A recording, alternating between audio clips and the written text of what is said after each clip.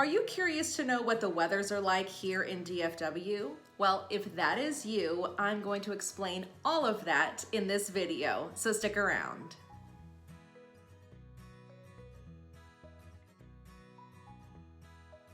Hey everyone, this is Danae Hewitt, your go-to DFW realtor with Brico Realty Services. Thank you so much for sticking around. If you haven't done so already, click the subscribe button and like this video, or even leave a comment below and I'd be happy to get back to you.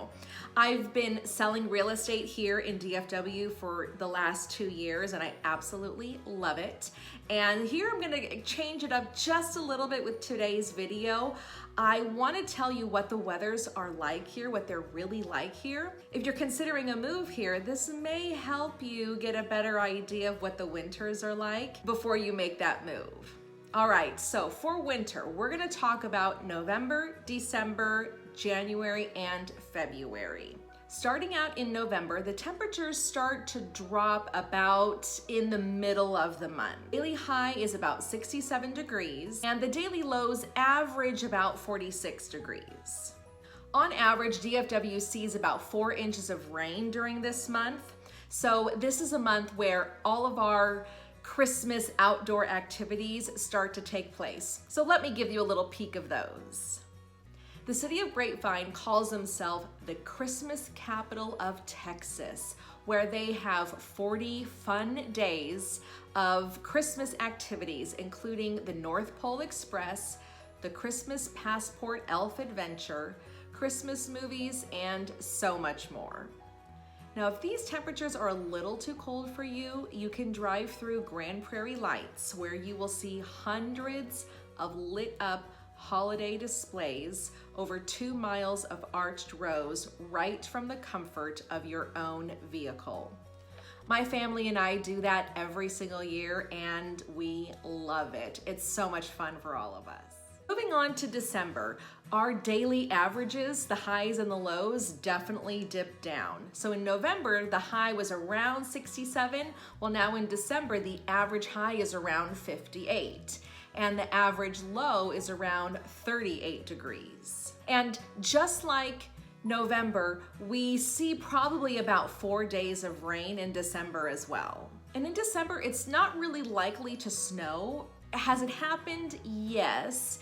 In 2 of our northern counties, Denton and Collin counties, back in 2012, they each saw 4 to 6 inches of snow on Christmas Day. We didn't have that down here where I live, but it has definitely happened for sure.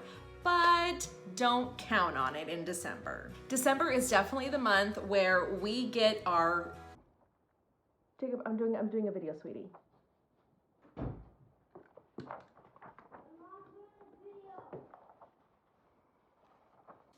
December is the month where we like to burn a lot of fires in our house because we just like it cozier at night.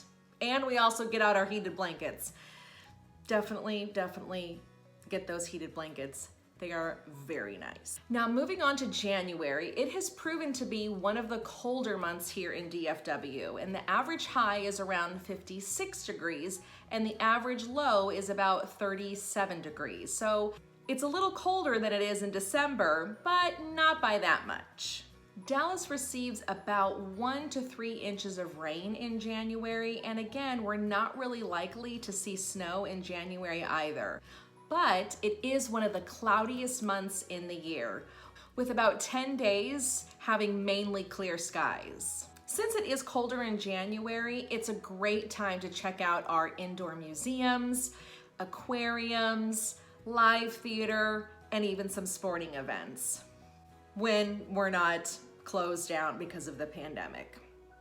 In February, the temperatures rise up just a little bit, to the average high being 61 degrees and the average low being 47 degrees. We see about 7 days of rain in the month, and typically February is snow-free as well. What we have seen in February is the temperatures drop below freezing, and if it rains the night before, then we have ice and sleet on our roads. Not necessarily snow, But when you have that ice and that sleet on the roads, it's really dangerous to drive on. And honestly, we're not really used to it here because it doesn't happen every single year. So we're not used to driving on a layer of ice and a layer of sleet. When there is that ice and that sleet on the roads, then usually the city is shut down. Businesses are closed, schools are closed, and people just stay home and hunker down. You may be asking, what happens with school? Like, how do the kids make up those days?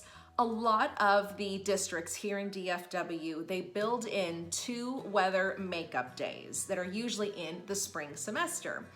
If we do have an ice and sleet on the road and school needs to be canceled, then that day is off. And we've got a day already built into our calendar that we will go to school on that day. Now, let's say we don't have ice and sleet that year, we don't use our bad weather days, well then, those days that we have built in would be days off for the students and most likely for the staff too. So don't worry that you may have to extend your school year for a couple of bad weather days. And it's been quite a few years that we've actually had to use those days. But I will tell you, it's really exciting to go to bed and wonder if you're gonna have a snow day the next day, and you wake up to the news or you wake up to a text message or a voicemail that says, yes, school is canceled for the day. When I was a teacher, I loved having snow days, not gonna lie. Something else you may not know about February is that overall, out of all 12 months, it is the windiest month of the year. Who'd have thought? The weather here truly isn't that bad. I used to live in California, so it definitely took me some time to get used to. The weather in one day can change from super cold and icy and rainy in the morning to clear skies and the temperatures go up by 10 degrees later that day. So that definitely happens in DFW. What I like to do is dress in some light layers so that if it does get chillier later in the day, I've got a light jacket with me, or I'm wearing something that I can take off one of the layers if it does get a little bit warmer as the day moves on. I hope this gave you some information. If you guys have any comments or want to add something below, definitely do so. And I will see you next Wednesday for my next video. Thanks, guys.